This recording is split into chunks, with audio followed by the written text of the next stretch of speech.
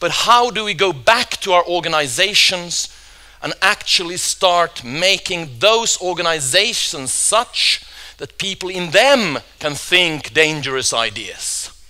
Well, I believe that there are ways, and two of the most important ones of these ways are to develop these two things in our organizations: respect and reflection. Respect and reflection.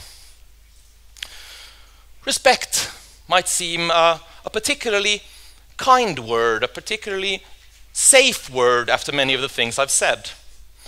Respect can seem like simply the patting of backs and the nodding of heads, the "oh yes, what a lovely idea." Yeah. But that is, of course, not respect at all.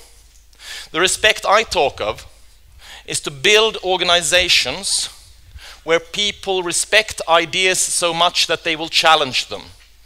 Respect here means building organization where every person in the organizations feel they have the right to get their idea heard. Because that is often where we miss. It's easy to teach CEOs and top leaders to be freer thinkers because they have power, they have position, they have freedom. But our organizations are filled with people who do not feel they have the freedom to be extreme thinkers.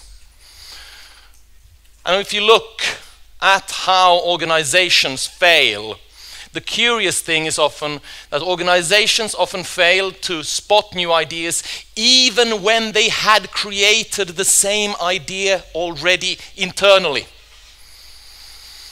I use the example of Nokia.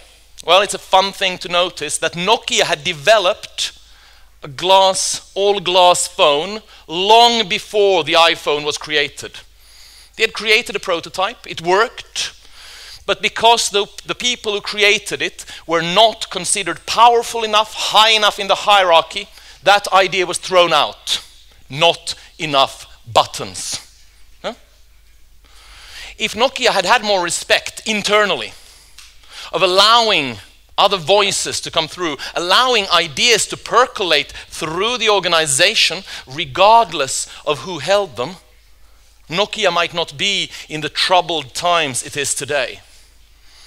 If you look at some of the great Italian companies, we can see how many of them actually had tremendously innovative ideas that died because they did not fit into the power structure of the company, because there wasn't an innate respect for ideas in the organization.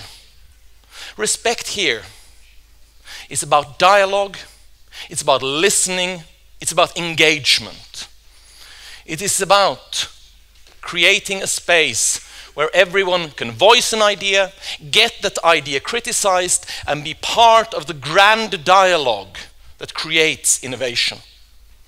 But it's also part of a grand discussion in which the organization can look at its own way of thinking about innovation and challenge its often moribund, stale, constricted ways of talking about what innovation is.